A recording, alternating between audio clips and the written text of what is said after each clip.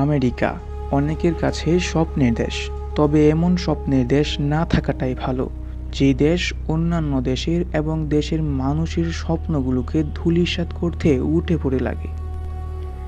মানবাধিকার রক্ষার আড়ালে থাকে যে দেশের নিজ স্বার্থ রক্ষা এবং বিশ্বকে একচেটিয়াভাবে নিয়ন্ত্রণ করার লক্ষ্য। ক্ষমতা থাকলেই যে তা সর্বত্র ব্যবহার এবং অপব্যবহার করতে হবে তা আমেরিকার দিকে তাকালেই বোঝা যায়।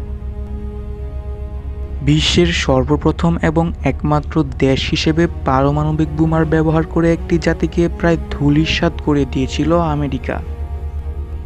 আফগানিস্তান এবং ইরাককে তো প্রায় সম্পূর্ণ ধ্বংসই করে দিয়েছে আমেরিকা, সরাসরি না হলেও পরোক্ষভাবে গাজাকেও যেন চূর্ণ বিচূর্ণ করে দিয়েছে। খামেনি হত্যার মাধ্যমে কি তবে ইরানকেও ধ্বংস করতে চাচ্ছে আমেরিকা? এই প্রশ্নের সমীকরণ মেলানো অনেকটাই কঠিন, কারণ ইরান যে আর পাঁচটা সাধারণ দেশের মতো না, তা গোটা বিশ্বের পাশাপাশি খোদ আমেরিকাও ভালোভাবে জানে।